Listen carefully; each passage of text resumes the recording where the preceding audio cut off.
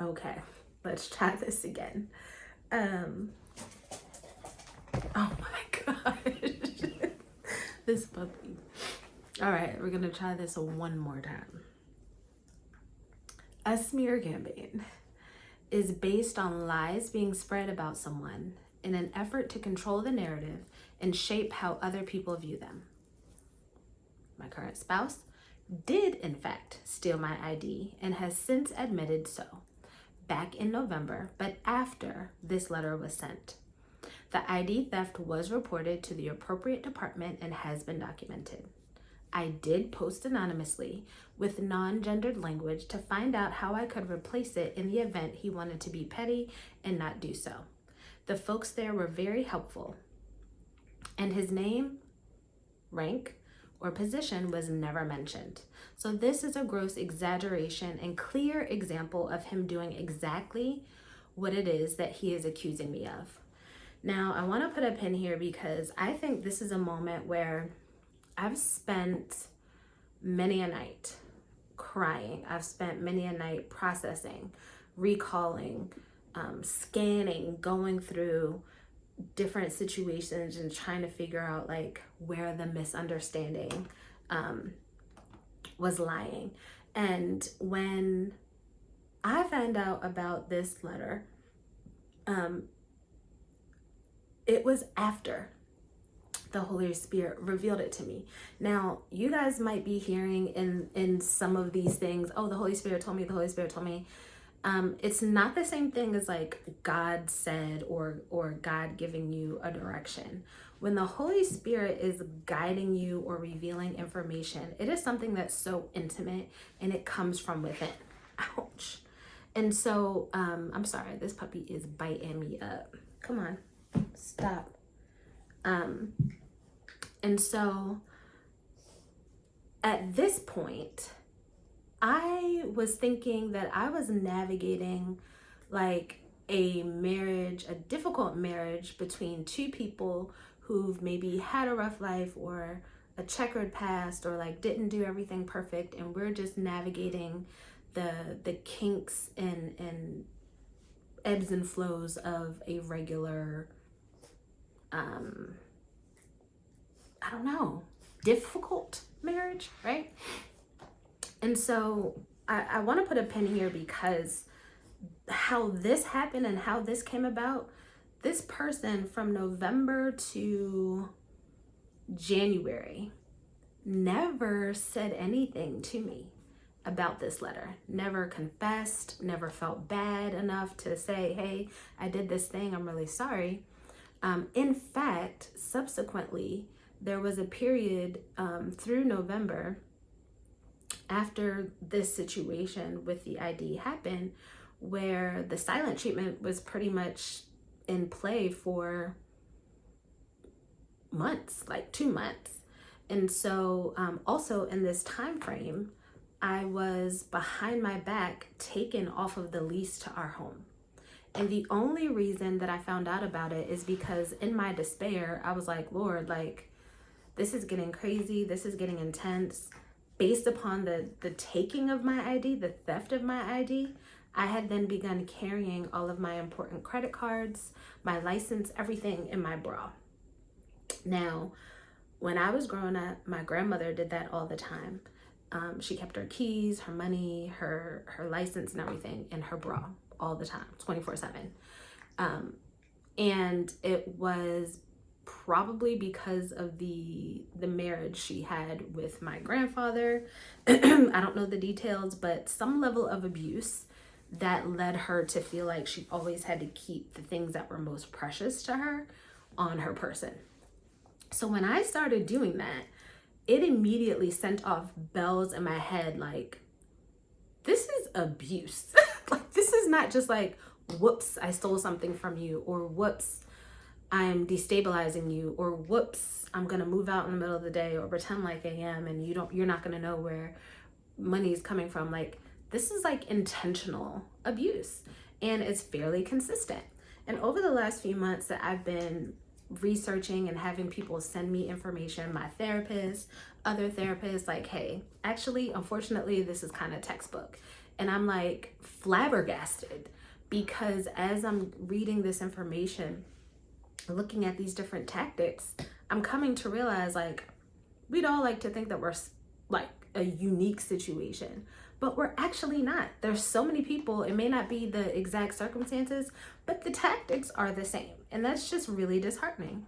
And so while this is like what would fall into projection and like an actual lie,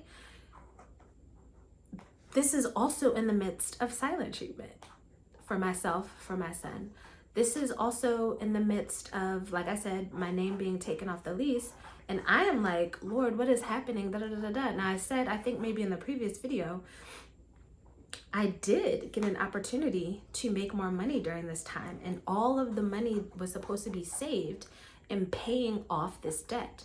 But now I'm not knowing where, when, what shoe, how, whatever is gonna drop. And it is pure chaos. Okay, chaos. I'm not even thinking like myself. I'm not even focused. So I'm like, I have to leave. If this person is taking me off the lease and doing all of this, I don't know what the next crazy thing is. And so all of that money had to be saved and stashed away. Number one, to get my car there, because I was borrowing someone's car, which is another form of isolation, because prior to them letting me borrow it, I was isolated in the house with nowhere to go. And then that was also something that took place. That person was contacted behind my back to ask them, while I was on a trip in a rental, to come pick up their car so that by the time I got home, again, I would also be without a vehicle. And so all of my resources in this time went literally to self-preservation, to getting my car here, which was almost $3,000, getting a new lease in a new house by myself, down payment, that was almost $4,000. First month's rent, car, da da da. It was almost a $10,000 thing just to be able to function and live in security. And so we can say, like, I'm a provider, I this, I that. If you are not providing emotional security, literal, physical, and financial security, and your spouse, whether you're a man or a woman, is constantly in the throes of not knowing what's happening, that is intentional destabilization. And that year prior, when I'd had that conversation last year in April with their previous spouse, I was actually told, literally, like, it's like every story that was told to me while we were recording that pulled on my heartstrings, that made me feel compassion and connection and even pity about all the trauma and all the things that have been experienced, or like, dang, I can't believe she did you like that and all that. I didn't realize that that also is a tactic, because a lot of the things that happened or that were shared that happened, like, oh, she drained my bank account, she took all my money from me. It turns out that that's actually what they did. And so as hard as it's to like process in my brain, as I'm going through my situations right now, bank accounts being changed and all that, restrictions, it's so easy and almost like, absolutely, I'm like, oh, of course, absolutely, I can see that happening because I'm experiencing my own version of those things. So this is not just a lie that's told, this is systematic destabilization. And there's so many things that are running in the background of all of this. But when I found out about this letter, I was coming off of a trip where I decided to leave for 2 weeks to go visit my family from the week of Christmas into the new year, because things were escalating so much. The tension was getting so high where I was like, Lord, this is not going to be good. I needed help getting my car registered in the state. So once I actually got my physical car here, the next power play was, I'm not going to help you get it registered. Okay? So every point, every step, every stride that's being taken and made, I'm gonna try to find a way to have control, to destabilize, not to help, but to destabilize. And so I come home from the trip. Now for the previous 2 months, probably since November, he had moved into that guest bedroom, the same guest bedroom that he had moved into when my daughter was supposed to visit. And he had been there for months, not speaking, in and out. Come to find out, he had joined our church in that time and was telling them like, oh, me and my wife are having a hard time, like please pray for us, but was coming home and giving us the silent treatment. I do believe in that time, the person that he's currently talking to, that relationship was established at that point. Know about that, all kinds of, there's a couple of relationships that were, I'm calling them relationships, but in the context of this, I will say, emotional affair, or people that validation was being sought and provided by since November. Some of those people are coming back into play now and probably will be just the next whatever. Good luck and good riddance. And so I come back from this trip visiting family for New Year's and Christmas, and I get off of this long road trip and I come to go into our master bedroom, and he has moved all of his stuff and studio equipment back into the master bedroom and emptied out the other room and put a clean pair of sheets on the bed that he had been sleeping on for like months. And so I just kind of looked at it because I had got my son situated in his room. But when I looked and saw, I was like, oh, so you really thought you decided to move out of our master bedroom, but you thought you were gonna like put me in my place whenever I came back, that it was now like my turn to sleep in this this side children's bedroom, because that's what the bedroom is for. It's for our children visiting. And so sir, I need you to chill. I'm like exhausted from this trip, not gonna be able to do it. I go into the master bedroom and he is preaching. He's practicing for his message that he will be preaching the next day. And I'm not going to get too far into this subject matter because this is also something that I had to battle with God about. This, I think, is the larger battle and point of all of this, because a lot of resentment, a lot of confusion was building up in my spiritual life. And I think sometimes when we face different challenges and have these different experiences, the goal is for us to blame God, to be upset with God, to cause distance between us and God. And it's really a fairly demonic agenda. And I'm not saying it's demonic as in the person is consciously doing this, but they're certainly being used for that purpose. And for some people, it is intentional. I really feel like Satan sends people to deviate us from our destiny and derail us from our destiny. And I definitely know that attempt was made here, and it's really sad. So I get in the shower. He's preaching in the bedroom, like practicing, like, yeah, da da da da da da da.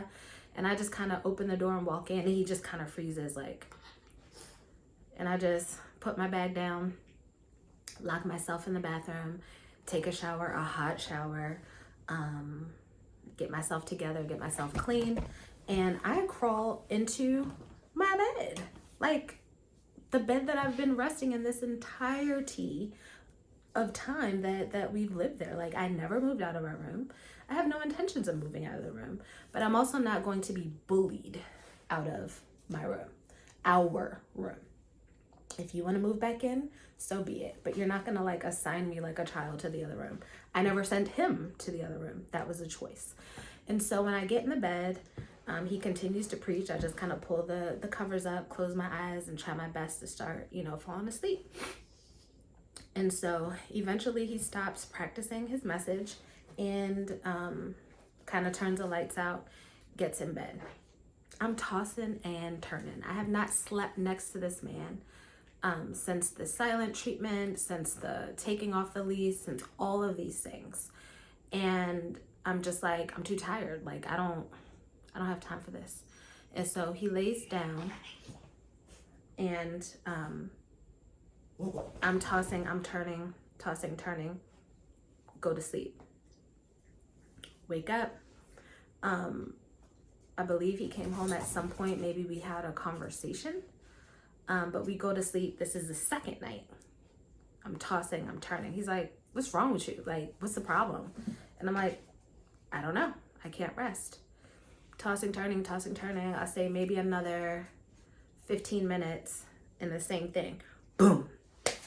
You have to cancel the contempt order, because now I submitted a contempt, a petition of contempt to the court based upon the situation that happened in August. So this is my very first time in all of these 16, 17 years that my daughter's been alive that I've ever filed that my co-parent was in contempt. This is my very first time filing for contempt, okay?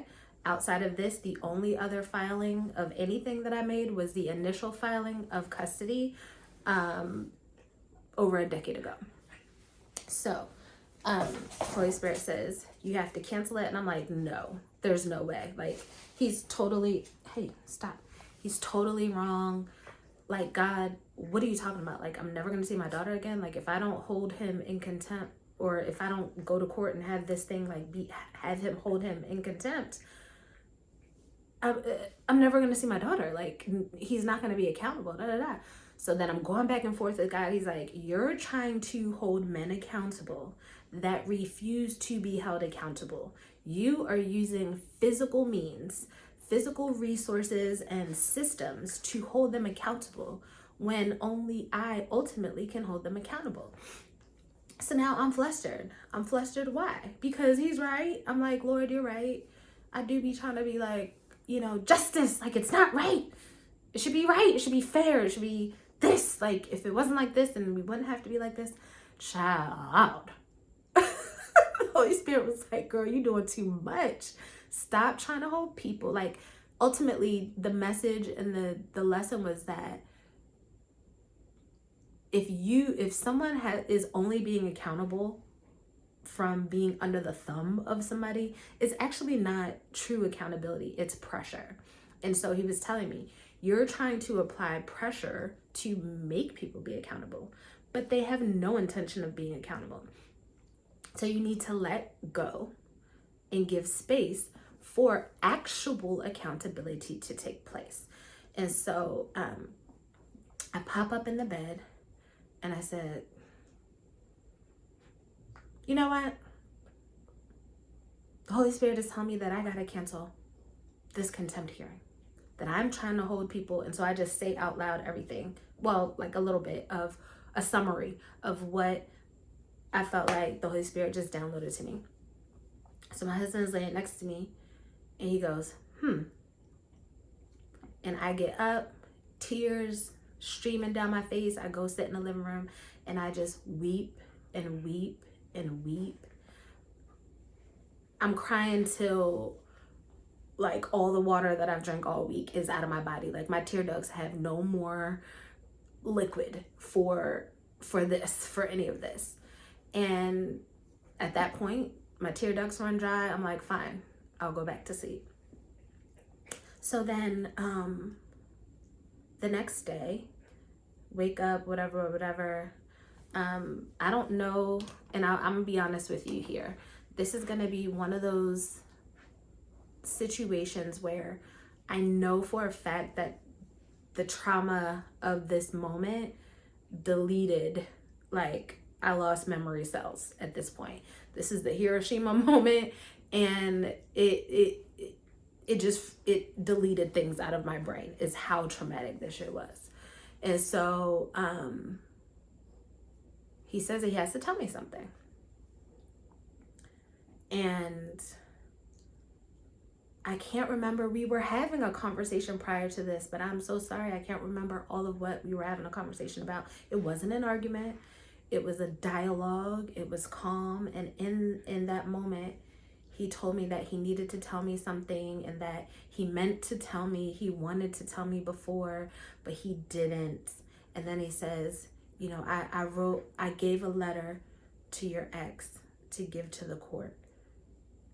And I was like, what do you mean? Like, it didn't even compute. I'm like, what do you mean you gave him a letter? And I can't remember how he framed it or said it, but I think he just kept saying that he had a letter that he had given him. And I'm like, that can't be good. Like, why? What are you talking about? So then at this point, I just start texting, and he's like, well, I don't want to share it with you. I'm not going to tell you what it says. I'm only going to tell you what it says in the presence of a third party. So then I'm like, oh, that's deep. Like, it must have been like super deep. And so I am crying. I'm screaming. My body feels like it's exploding from the inside out. This Hiroshima effect is going. Then I'm crying. Then I'm mad. Then I'm angry. Then I'm sad. Then I'm like shook. Then I'm afraid. Then I'm close and I'm angry. Then I'm back and I'm far. Like, I'm all over this room. He's in the bed. And this is the part in the letter that we get to. That's why I'm sharing all of this, because this is the part where, because he knew what he wrote in this letter, he started telling people that I was a violent and I was going to shoot him and I was going to do all of that. And it was literally that he just knew how effed up it was. And in his own conscience, that's probably how he would feel. So that being said, he tells me that he has a pastor. He has a pastor, and I'm going, okay, so we've been here over like 6 to 9 months. We've been visiting churches, but in the 2 months that you've been giving me a silent treatment, now you have a pastor? And he's like, yes, I trust him. I want us to go to his church. I'll schedule a call and see if we can meet with him, and I'll give him the letter and all of that. So that night, y'all, when I'm telling you, I experienced every spectrum probably of every emotion, of every devastation, of everything in that night. And it wasn't just about the fact that he wrote the letter, but it's like this person that I'm laying next to, that I exchanged vows with, that actually says that they love me or care about me, or that they're my protector, my provider. Because mind you, in August, he was like, put the gun under the bed. I'm scared Drax is going to drive down from Baltimore and be crazy, right? We got to protect ourselves against him. I've got to defend you. He can't be talking to you like that. So positioning himself and being poised as a protector, but then literally betraying and aligning with the very person that he knows has been treacherous in my life. And he's casually telling me this and then not telling me the contents.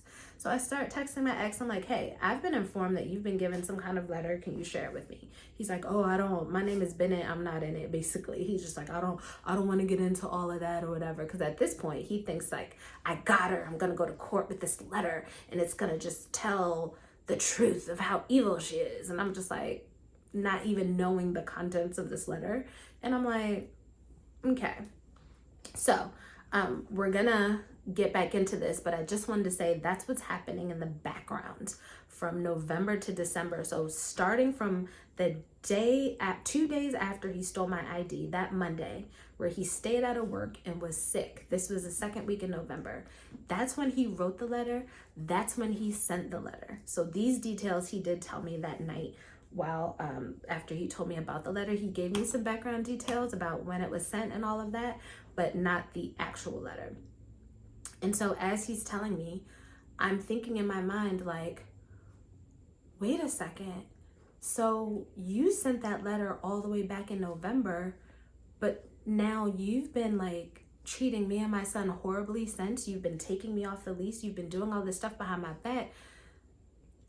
But you were the one that did something crazy and you knew it. And so, like, who knows what's going through his mind? So then he tells me, well, my brother said, and so then he starts to blame things on his brother, who apparently is diagnosed with schizophrenia. And starts saying, well, he said she's going to hurt you and she's going to do all this. I said, so the brother that you know that hears voices or whatever the thing is that he's got going on, this is the person that you're telling me you listen to about the wife that you sleep next to every day, and that you decided to betray based upon a man that I've never even met, that doesn't know me from a can of paint. Oh my gosh, y'all, devastating. So agrees, pastor is agreed to give us a session, and I'm gonna keep reading this letter so we can get through this, or my responses. So then the paragraph where he says about the passport being in the U-Haul storage, and nonetheless she gets to hold everyone accountable and no one gets to hold her accountable. So my response to this was accountability and clarification. I did not plan to not provide the passport in 2022, as I only found out about the trip in April of 2023. I repeatedly asked my daughter's father for information on details and itinerary for the trip, and it was denied and I was denied that information several times over the span of 2 weeks. Yes, it is correct that when I was asked to send it, the Holy Spirit downloaded that there would be an attempt to stay in France. While that download may have not been relevant in 2023, it proved to be accurate in 2024 when my daughter expressed grave fear about traveling there with her father. It was stated that he hated America and wanted to stay there, France, with his friends. Due to a history of being told multiple times by her father that I would never see my daughter again, from infancy to 6 years old, I had no reason to assume good faith and made no reasonable effort to get the passport from my storage. The nuance here is that my storage was behind and would have incurred a significant fee to get into it, and it was the same timeline that my husband and I were getting married and planning a cross-country move. I apologize, baby girl, for not being forthcoming and honest about this, and I know it may be something that you don't forgive me for. I also stand 100% by my decision based on the history of threats and current lack of transparency given at the moment around the travel plans. Then there was another lie that was said. She told the court that she lost it in a move and it was in storage the whole time. So my clarification was, I absolutely did not perjure myself in court, which is true.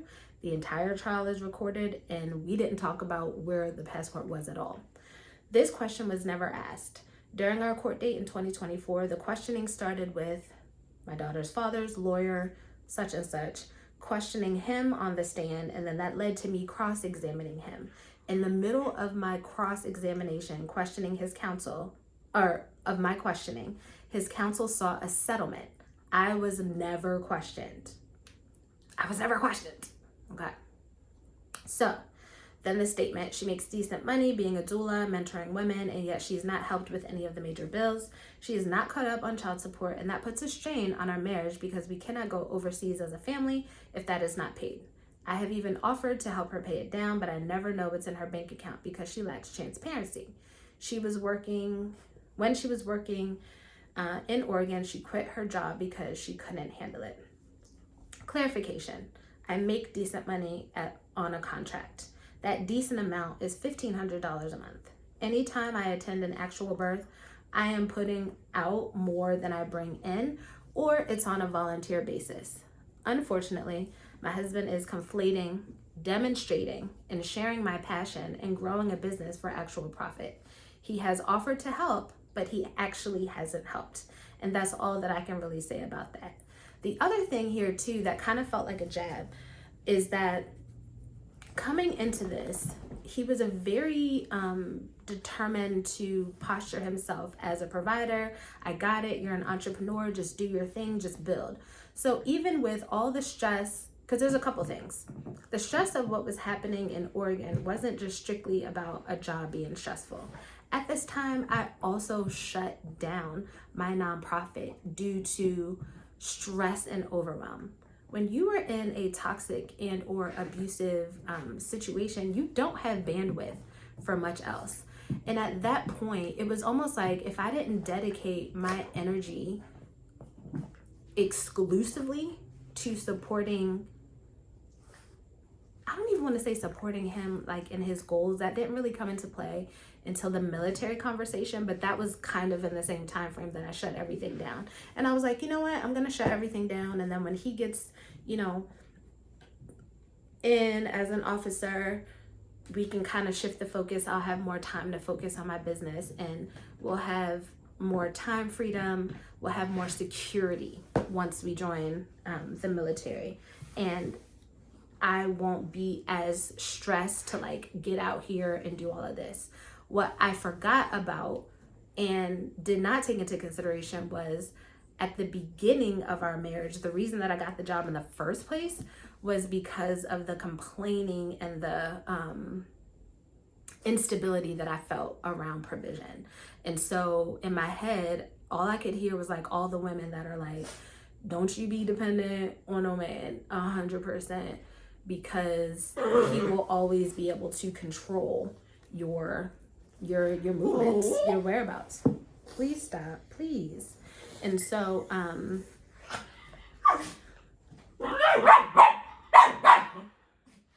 hear you, bud. Although I was not making what I am now, that whole paragraph, power bill, 3 month in debt. So my clarification was, as I stated in a previous communication, provision is a point of contention with my husband, and while it is said it is what is provided, that provision is provided, it is very often, it comes with complaint or condition. So yes, I saved extra money I had coming in to make sure that I had my vehicle to drive.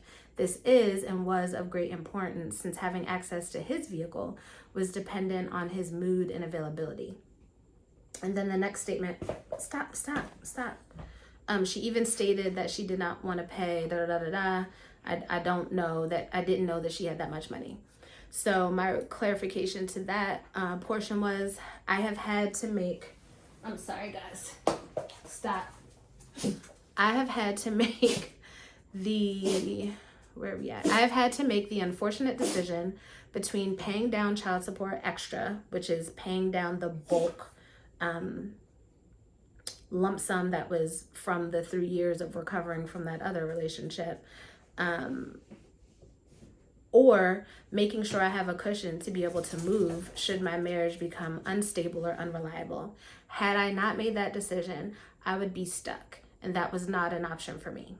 It is obviously unwise to share that information with the person that I distrust.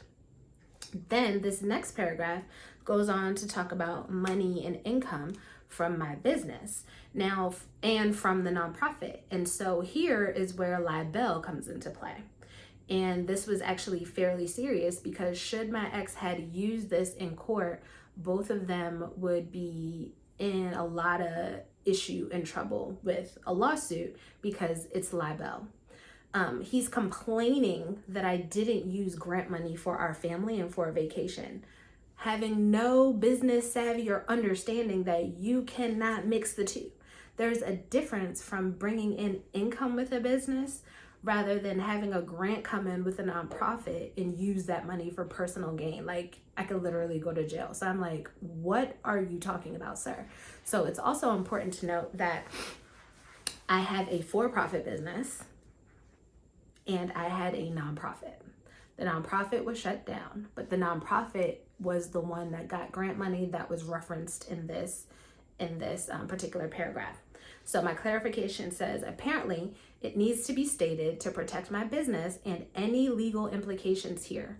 All grant monies received were spent on business related expenses. Yes, rent for maternal health space that did not take off in Ashland, Oregon. Due diligence wasn't done on the location, and that money is and was not eligible to be used towards vacations or any other personal expenses. Even when certain trips are taken or travel expenses are covered by organizations that I work with, write-offs and expensing is done by my CPA. Again, something my spouse has had no hand in or intricate involvement in. And so you'll begin to see this constant theme of complaining about having to provide. But then, like, you don't respect me as a provider. But then also destabilization intentionally. So I want to, because that was even said probably just a few months ago. Oh man, I can't wait till I can, like, cover everything. I said, sir, there will never be a day where I would ever subject myself to your like being explicitly financially dependent on you. Even if God does a miracle in our marriage and somehow turn things around, praise God. But that particular privilege, you can cover the house, you can pay all the bills, you can do all of that, but I would never be without an income ever again. Should you actually just lose your mind one day, or just flip the switch, as has happened several times, and decide that provision is too much, or you would like to weaponize it today or tomorrow.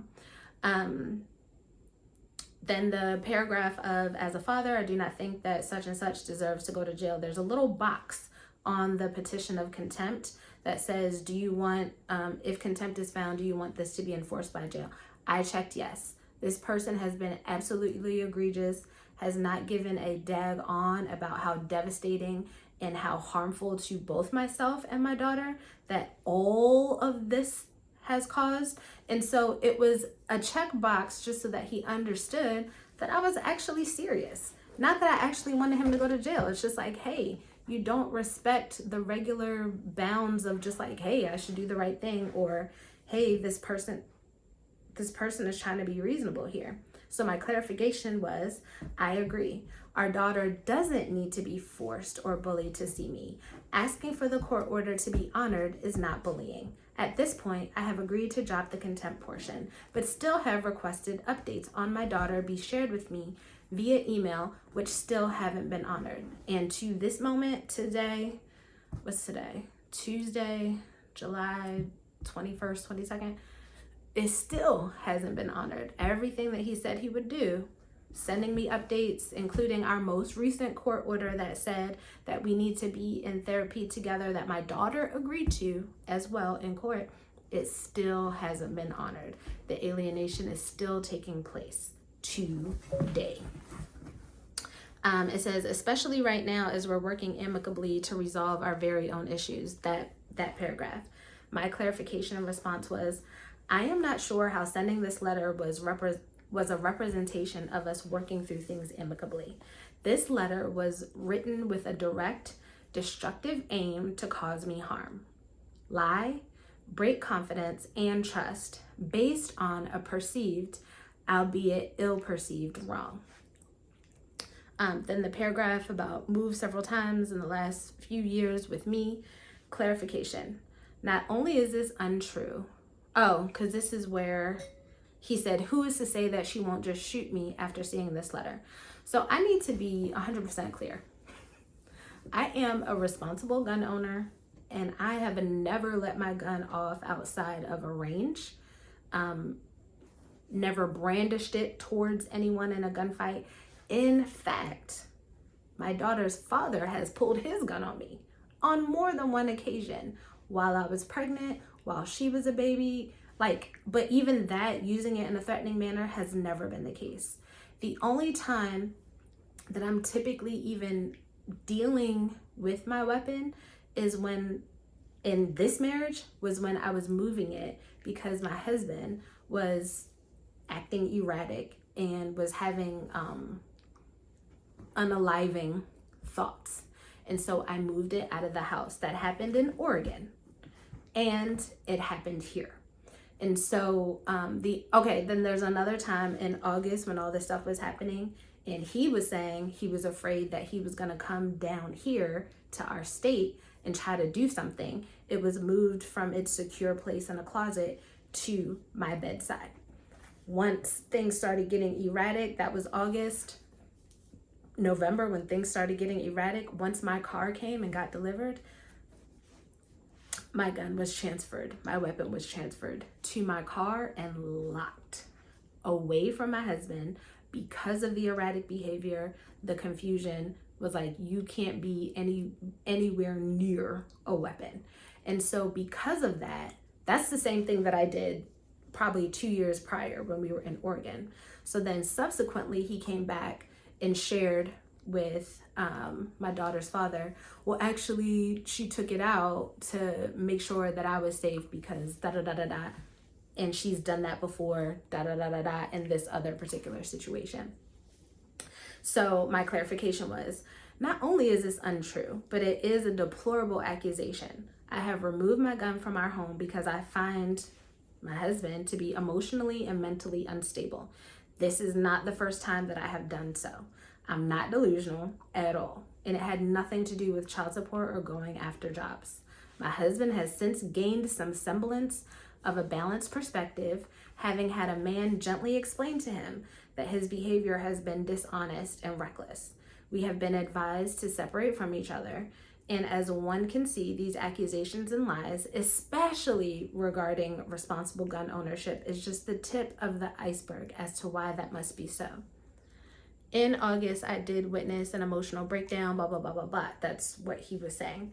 My response and clarification is, it is absolutely devastating to not see and spend time with my daughter.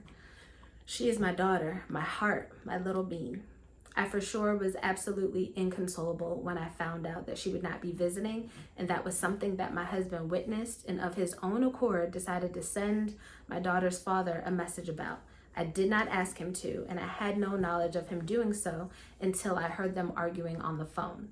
It was an inflammatory action added to an already sensitive situation, just as this letter has been. It's disappointing at best and enraging at worst. There is and was absolutely ill will here, whether it was aimed at me or my daughter's father or her. There is and was a gross amount of negligence regarding its impact on my daughter, our relationship, and her father and I's already fragile co-parenting relationship. I have been made aware that another letter was sent stating that this letter can't be used in court, which is fine, and really it shouldn't have been shared with my daughter either, but here we are. So what I came to find out as well, that he did, that night that he told me that he wrote the letter, but he didn't tell me what the letter said. He told me that in his back and forth, so he had been back and forth corresponding with my daughter's father while he was giving us silent treatment, while he was joining a new church, while he's establishing all these relationships. And so my daughter's father told him that he read it to my daughter. At that point, I think that's where the guilt crept in, because he was like, oh, it's real. And I wasn't expecting that guy to be such a jerk. I thought it was just going to be like me and him having like some bro get back ridiculousness weirdo stuff. I have no idea, and I'm not going to try to even understand and process that because it's wacky. However, I do know that when that boundary was crossed and my daughter was shown the letter by her father, because he has every intention to want to paint me out to be a bad person, and he's probably like, look, this is what her husband said. Craziness. My husband, being emotionally and mentally unstable, was like, oh, I was just in my feelings, I didn't mean it, which has literally been said after every occurrence of everything. It's like, some things you can't take back. And he said that like maybe a couple hours before he actually confessed. He was like, it's just, some things that you just can't get back from. And this is one of them. As I stated in previous communication, I will be dropping the contempt case. I'm tired of fighting with anyone. I am willing and able to see my daughter on her terms in the city that she lives whenever she wants, without the presence of my husband. Addressing my daughter's father, I hope that you act in good faith and keep me updated on what is going on with our daughter without requiring it to go through you or some healing requirements between the two of us. That is not going to happen. I'm here for our daughter. I'm here for her siblings who love her and miss her dearly, her family who misses her dearly, and hope that this clarification and accountability can move things forward in peace. Y'all, I know that was a lot. But that is as straightforward and calmly as I am talking about this right now. There's still been so much that has happened since here. And it's to the point where I'm one of those people where it's like, you understand where somebody is coming from. You understand somebody's history. You understand somebody's trauma. And to the point where you can say like, oh, I can see where the trauma has led them to do this, or, oh, I've studied this condition and that condition, and I understand the imbalances that cause people to do this, or the paranoia, or the hypervigilance, or the this and the that. And it's like, it comes a time where you just have so much understanding and empathy, not even empathy, but like understanding and processed understanding for everybody else's BS. But then it's like, wait a second, at what point do I get any of that from myself and for myself? And so over the last few months, it's really been like enough, because I wish I could tell you that this was it.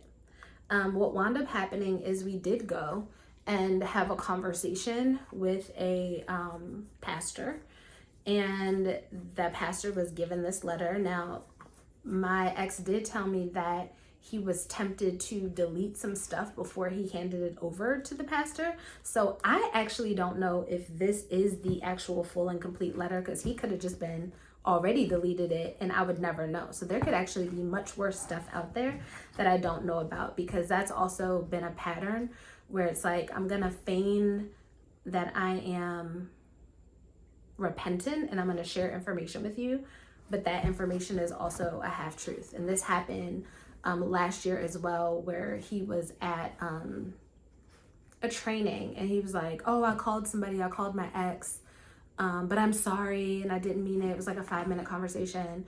And then he told me like the name of the person, but it was like a false name. And then I was like, okay, what's her number? And then he sent me like fake numbers. And so it was like, I'm gonna confess to this thing, but I'm gonna lie about it. And I'm just like, so I actually don't know if this is the full letter, but what is here is more than enough. And so when the pastor read it, it was unfortunate, because even in that situation, I think because he had spent months at that church establishing relationship and just kind of like hanging out with people and like establishing rapport, there was like, where's your wife? Or, oh, you're married? Like, oh yeah, pray for us, we're having a hard time, da da da da da. No transparency. So the foundation was laid that we're just like needing some support. So the pastor comes in on some like marriage coaching thing. God bless him. He really gave us a spiel about like his perspective and his marriage philosophy and all this like really great stuff that would have been relevant if we were there to just like get some marriage coaching and like tighten up and firm up our marriage. He had no idea the minefield that was walking into his office. And so I just was kind of like, hey, thank you. I appreciate that. But the only reason that I'm here is because I was told that I would be having a letter read that was not able to be read one-on-one in the presence of a third party. And so when I said that, he kind of was like, oh, okay, that was maybe like 20 minutes into like a hour-long session. And so when he read it, it doesn't even matter all the things, but the point is that there was a conversation, and like whatever was said to my husband from him somehow was like the only way that my husband could see that there was something wrong with this. Because like, I really need y'all to understand that we walked all the way into this pastor's office and my husband felt justified in sending this letter.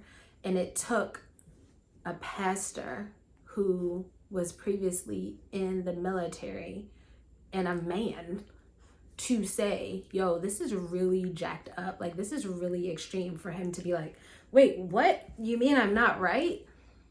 Literally, it happened before my eyes. And I was just like, there's no conversation that I could ever have as a woman, as his wife, that would ever be like, no, that makes sense. That makes sense. Like, it's really the Twilight Zone. I felt like I was in the Twilight Zone to see how receptive and demure and like calm and, oh man, like, oh, okay. But like, he can only be like that with a man, which is interesting. I'm not going to really get into my thoughts about that. That's not necessary right at this moment. However, that, I don't even want to say it's the beginning of the end. I think that it was the beginning of me being like, wait a second, girl, how much do you hate yourself? Because this literally from the first month of marriage, it has been so stressful and destabilizing to the point that I thought I had breast cancer. Like, my body has been communicating with me that long. Within our first month of marriage, rashes everywhere. I literally got biopsied. That's how strong of a visceral reaction that my body had. And so, yeah, it took me 2.5 years to get to the point to be like, there's a point of no return. And I wish that I could say that it shouldn't have taken all of this. Like, I could have left April of last year. I wanted to. I probably could have gotten annulment at that point. That was the goal, because I was just like, this shouldn't even count. There's so many things that shouldn't even count. But we are here. And in this additional year and some change that we have stayed together, I have intentionally worked on it. And I guess that other piece too about like not being willing to work on our marriage, literally from the beginning, I'm like scouring the internet looking for online courses and all these things to like help us try to navigate things, therapy and the whole nine. I think this go around, when we decided to try to work through things, he brought a workbook and invited me to a marriage workshop, which was phenomenal. The workshop was fantastic, but so much damage had already been done. And I'm not even, like, I wish I could say that it's real, like that the effort was real. I think the effort was to like maintain, but over time, as more and more stuff has come out, like there were some times like coming out of the training where there was some like questionable pop-ups. And what I will say is when you're dealing with certain types of individuals that may not be as grounded in themselves, you will find that they begin to mirror whoever is pouring the most into them, which means that there were times where he was behaving or displaying certain behaviors and interest that I could instantly tell that those things were from another person. Not because it was a new interest, not because it was something sudden, because we're always able to have curiosity and go, oh, hey, I'm interested in this. But it's almost like when they talk about mirroring, it's like that.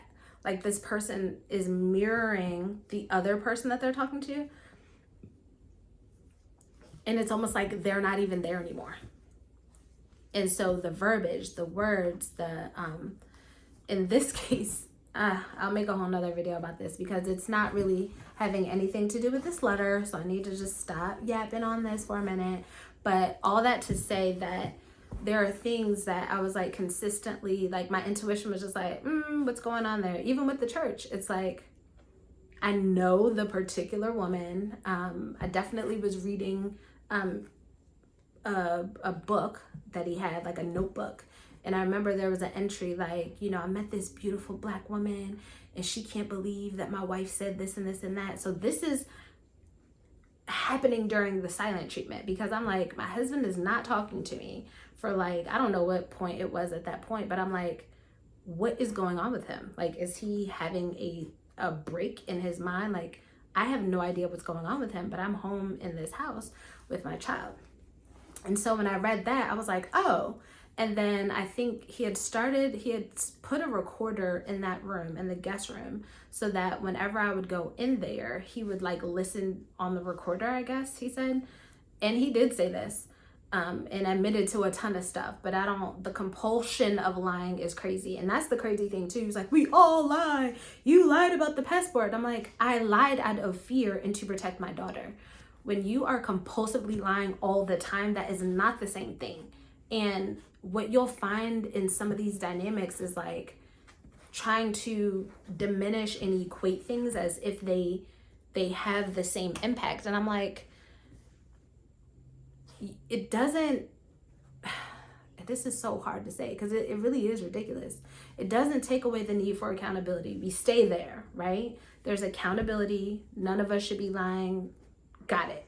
But when someone literally lies about the smallest things and the biggest things and it's compulsive, It is not the same thing. And this is a conversation that we have had. And so when I read that, I think there was one point where like the person's name was scribbled out. And so going into these spaces where he's been able to tell a narrative for whatever fits his mentality in the moment, it's been pretty uncomfortable. And I literally have been processing over the last few months, not the last 2 months, but like maybe 4 months prior, how do I even exist in these spaces? Like if I go to a military event, how do I know he's not sleeping with somebody here? Or what stories has he told these people? Because I think at one point, back closer to like the November time when he first wrote this letter, he literally told his higher ups and had them on high alert. He told them that he stole my ID because he thought I was gonna come and like shoot him on base. That is a crazy, serious accusation. Number one, it's the military. So if you tell these people that you think I'm gonna come and be violent towards you, these people could have their guns drawn on me instantly based upon something that you've said. And because you're the chaplain, you're like a man of God. They're like, no, we gotta protect the chaplain. The chaplain can't have a gun. And so like, it's so deep, y'all.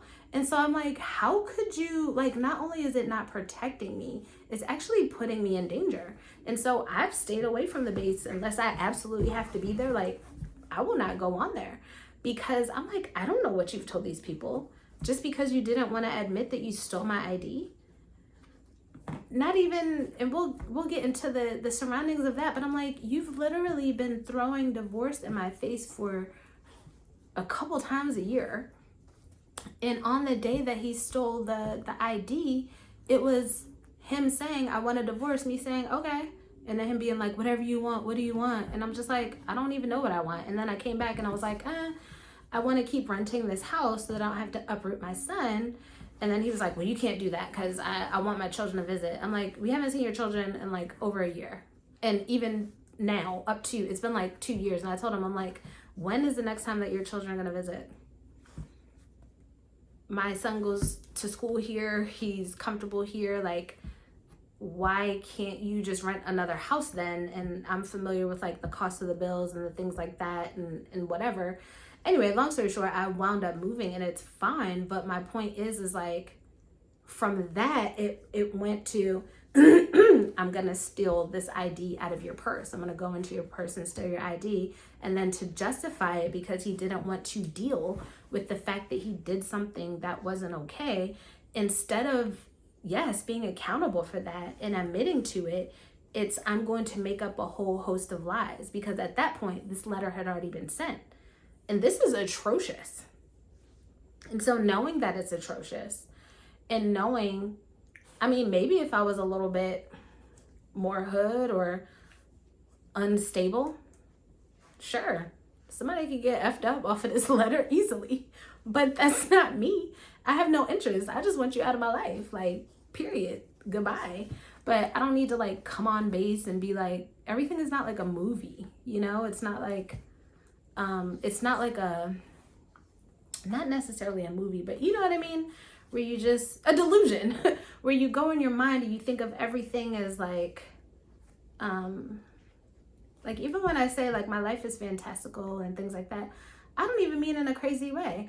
I just mean like sometimes it's like a musical or sometimes the birds are chirping really loud. I don't mean like an action figure, like somebody's jumping out and gonna shoot me and things like that. No, it's very beautiful. It's very, if I'm just like, hey, I was just singing in the street with my neighbor and singing gospel and we were harmonizing together. It's just not something that normally happens. And so it's such a beautiful moment though, that you're just like, wow, that was really beautiful. That's the kind of stuff that happens in my life. Not like Rambo running up on a, I don't know y'all, but it ain't that kind of stuff. It's like beautiful stuff or heartwarming conversations with a stranger at a coffee shop or just that kind of stuff, or a random open door or an opportunity that comes when you're not looking for it, or a check in the mail, like that kind of stuff. A check in the mail that you weren't expecting, but not like violence and whatever. And so even with that, even right now, that's a part of why I'm sharing this, because even me telling the truth about this, no cuts, this emails and everything that I've read you as along with the clarifications, this was an email that was sent out with my daughter's father CC'd, as well as the colonel that was told that I was violent and all this other kind of stuff, and was sent this letter as well. Because I was just like, who did you send this letter to? And he sent the letter to his colonel, and he sent the letter to my daughter's father. So those two people were CC'd on my clarification response, where I went paragraph for paragraph or line for line to clarify like what was true, what isn't true, what was being conflated, what was just a straight up lie, and all of that stuff. Because I'm like, you're not gonna have me going going to the gym on base, and some people roll up on me because they think I'm a terrorist or something, that I'm coming to do something wrong. You're not putting me in that kind of position. So I'll continue to share, like I said, some other pieces, and there's definitely way more nuance and background, and even current events that it's like, please sign these papers, give us free. But this is important to share, because I think I've been off of Facebook and Instagram for a little bit now, maybe a couple of months. But when you see people online and it's like, we're trying to build a brand, we're trying to build a business and all this other kind of stuff, we have to keep it together. Even just like raising children, we have to keep it together. But what I can say is, cumulatively over the last few years, in my business, mentoring people, working with other businesses and having conversations and learning more about people and their backgrounds, I'm like, you never know what's going on with people in their life. You never know their background. And it's not really necessarily for you to know, but I also know that the amount of alienated mothers that I've learned about in the last 4 years or so, I was never, like, I would have never guessed it. And the amounts of people, because it's not just women, where I read something like this or I share a story like this and they're just like, it's standard, or they share something even more explosive and crazy, I'm just like, what? This is wild. Like, people are out here living like this. And so for me, taking time out and being like, Lord, like, what's that meme? I don't know who it is. I think it might be a rapper. Is it Cardi? Where it's like, what was the reason? What was the reason? That has been me with God. Like, yo, okay, got it. Poor choice made. But like, what was the meaning of this? And is this something that is going to derail me from my destiny? And what would you have me do in this moment? And really just, I need you to be my Abba. I need you to be my father. I need you to heal my heart. Like, what the heck? And just being still in that, right? I'm making these videos will be up. It is what it is. But at the end of the day, that's not the primary thing. The primary thing is healing and wholeness and learning. And so I am gonna be sharing another video that kind of intertwines, where some of that revelation actually started in December when I was visiting family. And it does make sense and it does tie together. And there's been a lot of beautiful insight that has come from looking at family of origin. That's something that I'm really big on with my doula clients. Like, how does your family of origin affect literally your entire life? What are we setting our children up for? How do we, live a congruent lifestyle where it's not just this branded image or this branded whatever. And I'm just like, yo, this is courageous motherhood. I'm a mother right now. I'm suffering. I am healing. I am joyful. I still am I'm still have other children, you know? I have my oldest daughter and I have my son. And it's like, I haven't stopped being a mom while going through all of this. And so it's like, it's taken courage on some days. It's taken a lot to pull myself up and be like, yo, you still got stuff to do. Yo, you still got to figure it out. Yo, you still have to aim for highest and best for all of them, even though one of them is kind of trapped in this cycle. But it doesn't matter. Like, I'm still a mom, and it still takes courage to move on. And it takes courage to speak up. Like, individual people, like, come and go, and circumstances come and go, jobs come and go. But at the end of the day, like, your relationship with God, and that's the other piece too. There was a very high spiritual component here, and there still is, where I'm really navigating through that. But maybe in the last 2 weeks or so, some breakthrough has happened there. But I'm not even going to sit here and tell you I've been like, oh, God is faithful the whole time. Like, I was mad at God and fuming, having to sit through some of these messages and listen to the hypocrisy. And then feeling bad, being like, okay, like, don't judge, you know. At the end of the day, God knows our heart, and God knows the truth of the matter. I know that I was told that God told him to do this, and he said it once, and I was like, are you sure? I said, listen, it's not a good position to be in to just be saying that. So I don't just go around and be like, oh, God told me, God told me, God told me. If you are intimate in my life, you're my spouse. When God tells me stuff, I'm going to tell you. But guess what? God don't tell me to do everything. If I cuss you out, I'm not going to sit here and tell you that God told me to cuss you out. He didn't. It was my flesh. I'm sorry, I was upset or something. And honestly, I haven't even given a good cuss out. Like, I be praying about it. Like, Lord, could I just have permission one good time to cuss somebody down to the ground? I'm not gonna hold you. Like, I don't know that it would feel amazing, but I kind of feel like it would, you know? And I haven't been given permission to do that yet. But my point is like, I'm not gonna say, God told me to cuss you out. Like, that this is what you needed today, even if it is what you needed today. Like, no. And so the Holy Spirit telling me and giving me foresight about this event with my daughter, like, that's not a joke. The Holy Spirit keeping, like, I was restless, tossing and turning in that bed, and him being like, yo, you got to cancel this, and and I'll share a little bit more about ultimately what happened there. But I'm like, this has been one of the most painful seasons, and the only reason that I had this lightness of heart right now and the joy that I do is because I've been like, Abba, please, I need you to come down and meet me here and to heal and to uproot for real. Like, please don't stop. Don't stop the work. Don't stop the work.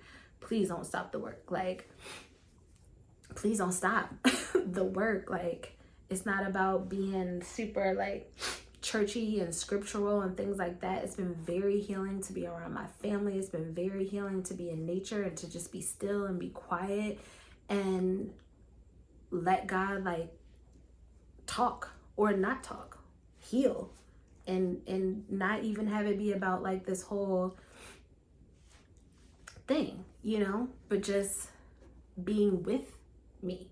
And so for that, I'm grateful. But I definitely don't want you to think that my lightheartedness or even, like, my ability to speak about this and not have tear stains, I need you to know, when they say cry me a river, or I cried a river worth of tears, honey, I have cried rivers worth of tears in these last 3 years. I have been burdened. I have thought that I was having breast cancer. I thought that I was having, like, being thrust into menopause. I thought that my hormones were crazy. I thought that autoimmune disease, like, all manner of things was happening. And guess what? Ultimately, I might walk away with an autoimmune disease from this. I am not speaking that, but I'm just saying that there were different key times of very high stress where I was like, what the heck is going on? And so even in that, I'm like, Lord, please, like, preserve me, right? I know that God has answered that particular request. I feel preserved. I've had joy. Once I cut off communication and had space to like breathe, things that didn't make sense kind of made sense and kind of locked in. And that's part of the tactic too, where it's like, I want to take up all of your time and your energy or the space in your mind so that you don't actually have time to connect the dots. But as time just continues to pass, it's like more and more dots are connected and you're just like, I don't know, it's kind of validating because you're like, I know I'm not tripping. And then when dots start to be connected and they start to go backwards and connect old dots, you're just like, okay, cool. And it doesn't mean that it feels good, right? I don't want you to confuse that, but it means that that old you, that past you, that was like, yo, I'm tripping, or being told that you were tripping, or being dismissed, it's validating because it's like, I wasn't crazy. I knew that this was happening. I knew that that was happening. And so, like I said in that prayer last April, that's when stuff really started kicking off. And I said that I was going to commit to saying that prayer more frequently, and I have. And every time I say that prayer, y'all, I'm telling you, Lord, please reveal everything that is being hidden from me right now. Please reveal every person, every agenda, every mindset, every system that has been sent to deceive me, that is flying under the radar.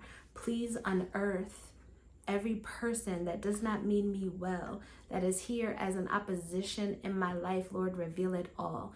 Seen and unseen, reveal it all. Connect the dots and show me what it is that I need to see. And guess what? There are things that God does not reveal. Maybe because it could be maybe even too much more than what I think is too much. But being consistent in that prayer, I'm telling you, I'm bopping down the street, minding my business. I'll just get a little ding, a text message, an inbox, a this, a that. I'm not looking for anything. A random conversation, you know, and also random confirmation where, you know, folks are like, oh yeah, back in the day, it used to be like this. Huh? Well, why didn't you say something? Oh, I thought they grew out of it. I didn't ask for these conversations. I didn't ask for this information. And so it's like, that's the kind of stuff too, where it's like, I'm not going back and forth with people. I'm not going back and forth about anything that I've experienced. And I'm able to sit down. We can all sit down together. We can talk about it. We can tell the truth and shame the devil. You can say, okay, you did this. Absolutely. Let's talk about it. Let's tell the truth and shame the devil. Because even in me sharing all this isn't to be like, oh my God, I'm a perfect citizen. Oh no, child. Let me tell you. When some of these things were going down, some of the words that have come out of my mouth, I am not nice. I am kind, but I am not nice. And I don't ever want to be confused for a person that just lays down and takes it. That's never been my personality. I've always been a little bit of a nerd, but like a spicy nerd, like those little nerd candies, but like with tahini on top, like, and I know that can be difficult to navigate. And I know that it is most difficult to navigate, with folks that aren't authentic. And some of my worst, most combative experiences with people are with those that are like that. I don't have a ton, like when I think of other relationships that haven't worked out and things like that, you might just be like, that person, I don't want that person anymore, or that person doesn't want me anymore, or whatever. But maybe there's arguments or misalignment and things like that. But a lot of times those people still have like a very solid identity, right? I'm not talking about just intimate relationships at all either. And I had a conversation with a family member the other day, and they say, people have a problem with when you speak and when you communicate, there's a level of confidence and assuredness that makes it feel like it's non-negotiable. And I've gotten that feedback from people before, and I've always said, but it doesn't mean that I'm right all the time. And this person said to me, no, but you speak like you think like you're always right. And I'm like, well, am I supposed to be like, oh, and that person was like, probably, preferably. And I was like, so what am I like supposed to do about that? I was like, well, when I get new information, I'm not afraid to say that I was wrong. So what is wrong with, speaking that way? And so we just really had this in-depth conversation about certain things. And so I know that I don't always come off as like the easiest person to communicate with at all. Like there's a couple of different things. And so I'm never like, oh my gosh, I'm Miss Perfect Pants or something like that. But I'm also literally never going out to intentionally harm people. Even with all of this, I am telling the truth. And when I've been told, oh, you're going to regret this, oh, you're going to regret that, by someone who has done something as egregious as this and is telling me pretty much like, oh, I better whatever, watch out or whatever, I take that pretty seriously. When sensitive information has been shared with them and it's been weaponized and thrown back in my face consistently, and I'll share some other information there, and I've gotten permission, because that's the thing. My default is I'm going to go tell my own business to the people that it's relevant to so that I can be free to communicate with the world my journey, my healing, my experiences in a free manner without like offending them, right? And so even in preparation for all of this, there's some other personal conversations that needed to happen before this. But it's so that I can freely share with you all what I've learned and not hurt someone that it could negatively impact if they heard it the first time over here where I'm talking about the lesson. No. You have to go and have that personal conversation first. Make sure that you're good and solid. And then you can come over here and share with the world all the things here. And so, anyway, this is Courageous Motherhood. We're going to go on this journey. I'm rebuilding my life. It is not easy, but God is faithful. And I'm learning more and more each day how faithful God is. And I know that no matter what, no matter when, no matter how God needs me to move or to be, there's something here that this situation did. There was a fear that was still in me from maybe another time that I haven't necessarily pinpointed, but I know that that thing got broken off of me. And it's been such a beautiful intimacy with God, restoring my original design. And honestly, that's what I want. That's what I want for him. That's what I want for you. That's what I want for all of us, that we be restored to God's original design before all of life's BS or all the things that maybe we didn't even choose.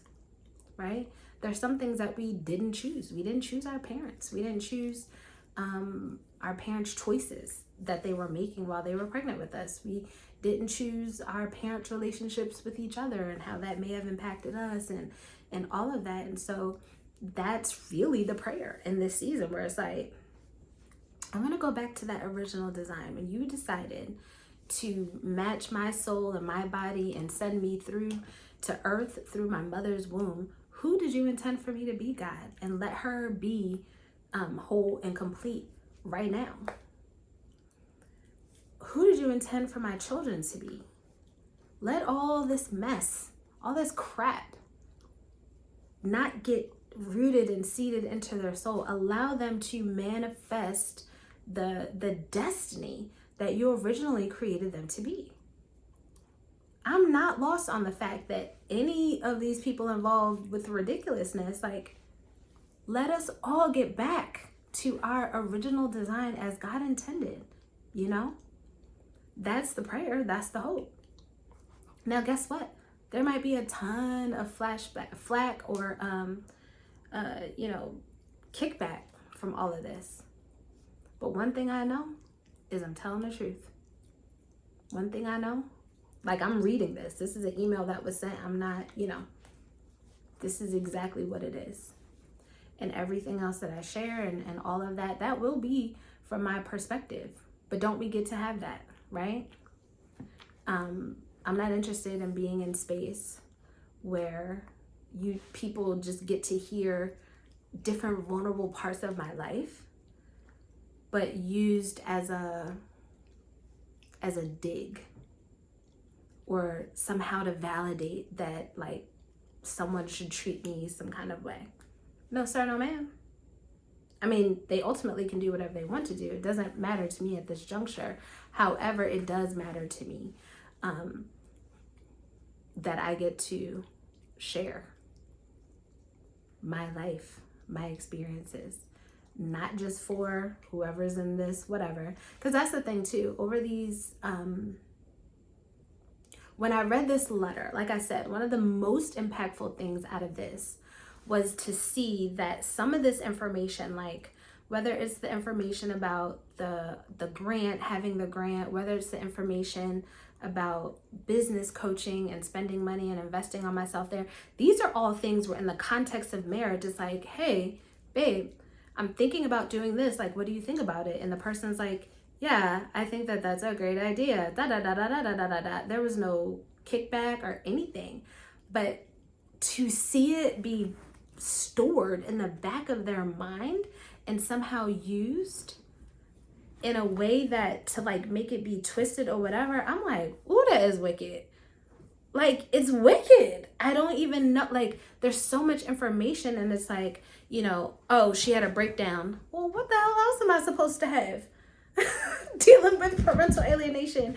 And do you think I'm gonna be ashamed of that? No, I'm devastated that my daughter didn't visit. Like, but when you're framing it like it should be like a shame, like, yeah, she was even crying. It's wicked. When you think of all these intimate moments that you've spent with someone that you thought had your back, or somebody that's constantly, you're my best friend, I got you, I love you, da da da da da. It's like, no, you've been plotting on me for ages. It's just not a good feeling as a wife, as a mother. It's actually a horrific feeling. It's a pretty scary feeling to know that it was straight-faced betrayal. And so ultimately, it was communicated. Like, at the point, there was a class that I took earlier this year called Relational Intelligence, and fabulous book. But there were some conversations that we had. There was a few classes that we attended together, and I was like, hey, listen, like, have to determine whether you were Peter or Judas. And in no way have I been able to go over all of the years of our marriage, the 3 years, and all of the instances, because this is not the first. This is the most egregious, but this is not the first attempt to sabotage and betray. And there's been some other times that were kind of smaller, but I think in the context of being in the military, things being more high stress and maybe more at stake, the behavior was amplified here. But this unfortunately is not the first time that something like this has taken place. And so with that being said, one of the biggest takeaways was Peter had a bad moment, but Judas had a bad heart. And it said, Peter, you restore. Judas, You do not. And so if you're somebody that's watching this and you are really confused and you have a lot of chaos, I would never tell anybody which way to go and how to make that choice. But I would encourage you to get that book. It's by Dr. Darius Daniels. It's Relational Intelligence. And I'm going to be honest with you, the book and even the class that I took and how it was led, it doesn't start with seeking how to cut people off. And that's something that I believe Dr. Daniels talks about. Like, that's one of the last things that you need to do. It's more about putting people in their proper place in your life, like assignments, mentor, friends, assignment, mentor, friends, associates maybe is the fourth one. And then the very most extreme thing to do is to cut somebody out of your life. And so even being at this place of navigating divorce, processing through all of that, it's not a light decision, but it has been consistent with it's been considered and contemplated to be consistent with, okay, is this a heart issue or is this like a circumstantial issue? And unfortunately, there are years and years and years of, not years and years, it's only been 3 years, but you understand what I'm saying. There has been numerous instances, and quite honestly, from his perspective, he might feel like, oh, you contacted this boss, this boss, this boss. Like that's a pattern, and that person is not for me. He could say the same thing, but then okay, let's do it. But probably since the beginning of our marriage, like divorce has been thrown out consistently, but it's been thrown out and as a manipulation.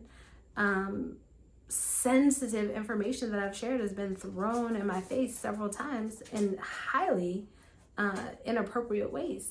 And so this letter is not just like, oh, this one thing, he had a one break thing. No, it's been cumulative. And so then that speaks to me and says, oh, this is heart. This is not moment of fear. And I guess that's also the difference that I was saying, where it's like, if you have a moment of fear and you make a bad decision and you lie about like something or you do something and it's wrong. Like Peter denied Christ 3 times. He was afraid in that moment, overwhelmed and all of that. But he wasn't plotting against Jesus. And man, oh man, there's been some plotting happening. So anyway, I'll talk to you guys soon. Who is that? Mally?